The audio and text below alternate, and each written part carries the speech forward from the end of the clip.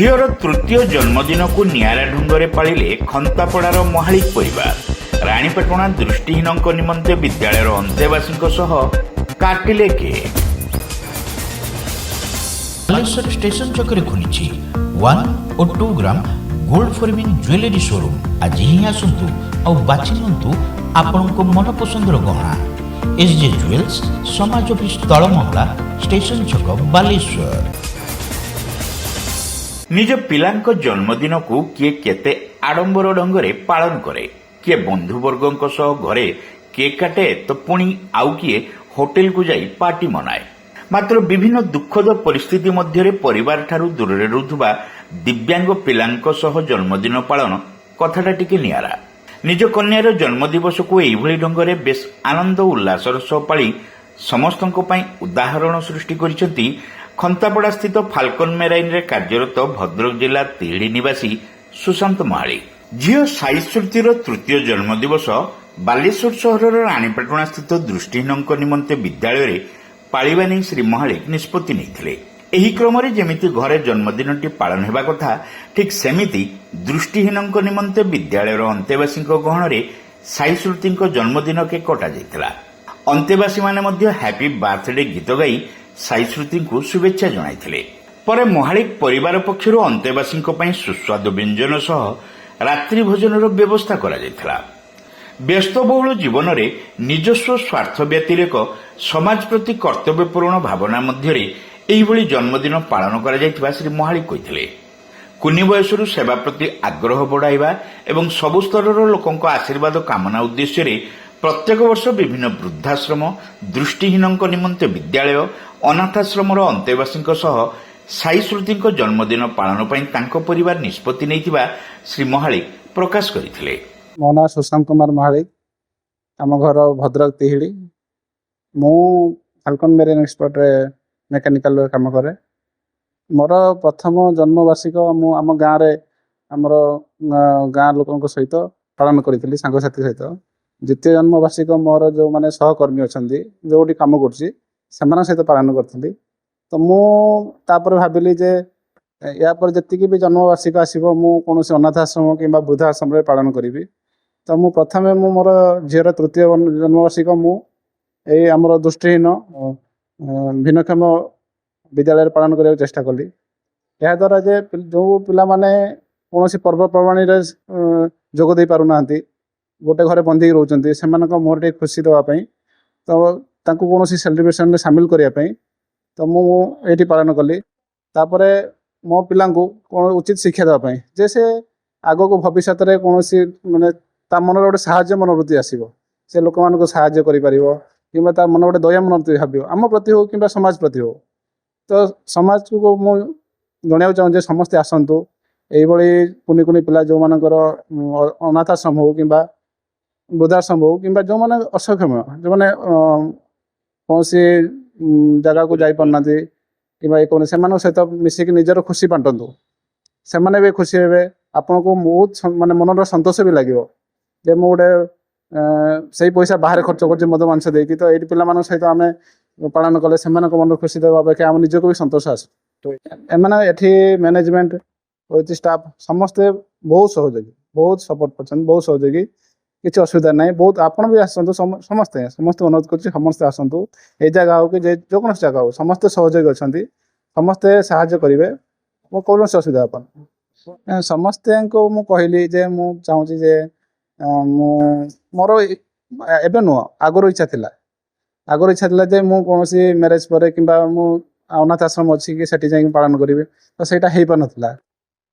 ହୁଏତ କୌଣସି କାରଣବଶତଃ ହଉ କିମ୍ବା ପଇସା ହେଉ, ତ ମୁଁ ଚେଷ୍ଟା କଲି ଯେ ଏଥର ମୁଁ ଝିଅର ଯେହେତୁ 3 ବର୍ଷ ହେଲାଣି, ସେ ଜାଣିବାକୁ ପାଇଲାଣି ଯେ ମୁଁ କିଛି ଭଲ ମନ୍ଦ ଜାଣିଲାଣି, ତ ତାକୁ ମୁଁ ପିଲାଙ୍କ ସହିତ ଟିକେ ଆଟାଚ୍ କରିବାକୁ ଚେଷ୍ଟା କଲି ଯେ ସେ ଆସି ଶିଖୁ କିଛି, ଛୁଆଙ୍କୁ କେମିତି ଆମ ସହିତ ଆମେ ଖୁସିରେ ରହୁଛୁ। ବାପା ମା ଅଛନ୍ତି, ଯେଉଁମାନଙ୍କର ବାପା ମା ନାହାନ୍ତି କିମ୍ବା ସେମାନେ ଦୃଷ୍ଟିହୀନ କିମ୍ବା ବିକଳାଙ୍ଗ, ସେମାନେ କେମିତି ଚଳୁଛନ୍ତି, ତ ତାଙ୍କୁ ବି ଶିକ୍ଷା ଦେବା ପାଇଁ ମୋର ଏଇଟା ପ୍ରୟାସ। ମୋତେ ଲାଗୁଛି ଏଇମାନଙ୍କ ପିଲାଙ୍କ ସହିତ ଏମାନେ ଯେଉଁ ପିଲା ଆସିକିନା ମାନେ ନିଜର ଯେଉଁ ମାନେ ହୃଦୟରୁ ଯେଉଁ ମାନେ ଗୀତ ଗୋଟେ ଗାଇଲେ, ମୋତେ ବହୁତ ଖୁସି ଲାଗିଲା ଯେ ମାନେ ଆଖିରୁ ଲୁହ ପଳେଇ ଆସିଥିଲା, ଏତେ ସୁନ୍ଦର ଲାଗିଲା। ମୁଁ ସମସ୍ତଙ୍କୁ ଅନୁରୋଧ କରି ଆସନ୍ତୁ, এইଭଳି ପିଲାମାନଙ୍କ ସହିତ ସାମିଲ ହୁଅନ୍ତୁ ଏବଂ ନିଜର ଖୁସି ମାନେ ଆପଣ ଭାବିପାରିବେନି ଏତେ ସନ୍ତୋଷ ଲାଗିବ। ଶ୍ରୀ ମହାଳିକଙ୍କ ପତ୍ନୀ ଲିଜା ମଧ୍ୟ ଏଥିରେ ଉପସ୍ଥିତ ରହି ସମସ୍ତ କାର୍ଯ୍ୟ ପରିଚାଳନା ସହ ଝିଅର ଏହିଭଳି ଜନ୍ମଦିବସ ପାଳନରେ ଅତ୍ୟନ୍ତ ଖୁସି ଥିବା କହିଥିଲେ। ରାଣୀପାଟଣାସ୍ଥିତ ଦୃଷ୍ଟିହୀନଙ୍କ ନିମନ୍ତେ ବିଦ୍ୟାଳୟର ନିର୍ଦ୍ଦେଶକ ଦିବାକର ସହ ଏଥିରେ ଉପସ୍ଥିତ ରହି ମହାଳିକ ପରିବାର ପକ୍ଷରୁ ଦିବ୍ୟାଙ୍ଗ ଛାତ୍ରଛାତ୍ରୀଙ୍କ ସହ ସାଇଚୁଲତିଙ୍କ ଜନ୍ମଦିବସ ପାଳନକୁ ନେଇ ଅତ୍ୟନ୍ତ ସନ୍ତୋଷ ପ୍ରକାଶ ସହ ଏହା ଅନ୍ୟମାନଙ୍କୁ ପ୍ରେରଣା ଦେବ ବୋଲି ଆଶା ପ୍ରକାଶ କରିଥିଲେ। ଏ ନିଷ୍ପତ୍ତିକୁ ମୁଁ ଅନ୍ତରରୁ ସ୍ୱାଗତ କରୁଛି, କାରଣ ଯେହେତୁ ଏମାନେ ଭିନ୍ନକ୍ଷମ ଦୃଷ୍ଟିବାଧିତ, ସେମାନେ ତାଙ୍କର ଘର ବାପା ମା ସମସ୍ତଙ୍କୁ ଛାଡ଼ିକି ଆମ ପାଖରେ ରହୁଛନ୍ତି। କିନ୍ତୁ ମୁଁ ଧନ୍ୟବାଦ ଦେବି ଏ ସୁଶାନ୍ତ ବାବୁଙ୍କୁ, ତାଙ୍କ ଝିଅର ଜନ୍ମଦିନଟା ଏଠି ଯେଉଁ ପାଳନ କଲେ, ସେ ନିଜେ ଭାବିଲେ ତାଙ୍କ ପିଲାଙ୍କ ସହିତ ୟାଙ୍କୁ ମିଶେଇଲେ ସେ ପିଲା ଦୁନିଆରେ କ'ଣ ହେଉଛି ଘଟୁଛି ସେଇଟାକୁ ଅନୁଭବ କରିବ ଏବଂ ତାଙ୍କ ସହିତ ସାମିଲ ହେଇପାରିବ ଏବଂ ତାଙ୍କ ପରିବାର ତାଙ୍କ ବନ୍ଧୁବର୍ଗଙ୍କ ସହିତ ଯେଉଁ ସାମିଲ ହେଇଛନ୍ତି, ମୁଁ ମୋ ଅନ୍ତରରୁ ତାଙ୍କୁ ସମସ୍ତଙ୍କୁ ସାଧୁବାଦ ଜଣାଉଛି। ଏଇଟା ପ୍ରଥମ ପାହାଚ ସେମାନଙ୍କ ପାଇଁ। ପ୍ରତ୍ୟେକ ପିଲାଟି କ'ଣ କରେ, ଯେତେବେଳେ ଘରେ ଥାଏ ମା ପରିବା କାଟିଲା ବେଳେ ଛୋଟ ଝିଅ ଗୋଟିଏ, ସ୍ପେଶାଲି ଝିଅମାନେ ସେ ଠିଆ ହେଇକି ଦେଖୁଥିବେ ବା ବସିକି ଦେଖୁଥିବେ, ସେ ଭାତ ଉତରି ପଡ଼ିଲା ସେ ଚାଲିଗଲେ, ସେଇ ସମୟରେ ଇଏ ପନିକିଟା ଧରିକି ସେ ପରିବାଟାକୁ କାଟିବାକୁ ଅଭ୍ୟାସ କରେ। କ'ଣ କରେ, ଅନୁକରଣ କରେ। ସେଇ ଜିନିଷଟାକୁ ସେ ମାନେ ପିଲାଦିନରୁ ଅନୁକରଣ କରିବା ପାଇଁ ବାପା ମାଆଙ୍କର ଏଇଟା ଗୋଟେ ପ୍ରେରଣା। ଅନ୍ୟମାନଙ୍କ ମଧ୍ୟରେ ସାଇଶ୍ରୁତିଙ୍କ ଜେଜେ ଗୟାଧର ମହାଳିକ, ଜେଜେମା ସବିତା ବେହୁରା, ପିଇସି ସୁମିତ୍ରା ମହାଳିକ, ଶୁଭସ୍ମିତା ମହାଳିକ ଓ ଦେବସ୍ମିତା ମହାଳିକ, ପିଉସା ତ୍ରିଲୋଚନ ମହାଳିକ ଓ ଦୀପୁ ମହାଳିକ, ମାମୁଁ ଦେବାଶିଷ ମଲ୍ଲିକ, ମାଉସୀ ଶିଲାରାଣୀ ମଲ୍ଲିକ ପ୍ରମୁଖ ଏହି କାର୍ଯ୍ୟକ୍ରମରେ ଯୋଗ ଦେଇଥିଲେ।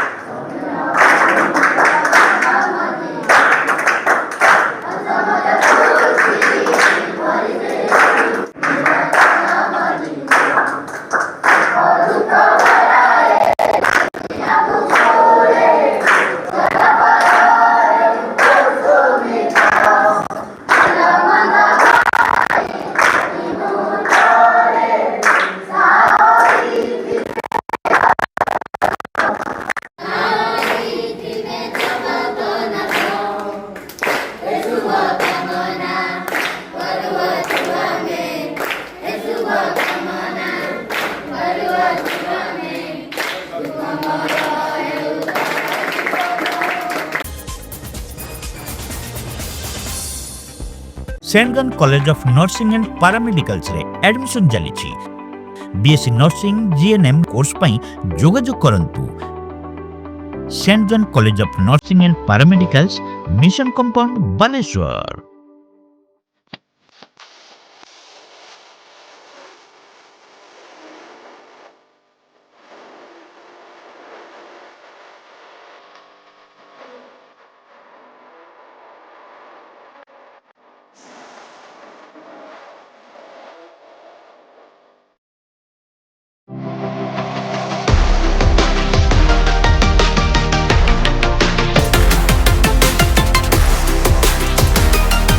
मां Laxmi jewellers, Vivekananda Marg, Chidia Pola, Baleswar. Welcome to Pratiksha Fertility and IVF Clinic, Baleshwar. With state-of-the-art facilities and cutting-edge equipment, we provide the highest standard of fertility care. Pratiksha Fertility and IVF Clinic, Baleshwar. Pipe किनिबा पूर्वरु पाइप रो पारिबा पणिया उपरे प्रत्येक प्रश्नर उत्तर आमे दबु। पानीर प्रखर जेते तीव्र हो अबा पानीर शिखर जेते उच्च हो, एमके प्लास्ट कंपनी रे निर्मित एमकेपी ब्रांड रो सुदृढ़ एवं दीर्घस्थायी पीवीसी एंड एचडीपीई पाइप्स सर्वदा नंबर 1। सर्वनिम्न मूल्य रे सर्वोत्तम पाइप किनिबा पई जोगाजोग करंतु। MK plast private limited, Ramdaspur industrial estate, Godisahi, Cuttack district. Pin 754006। Call करंतु 8637278439 किबा ईमेल करंतु admin@mkplast.in।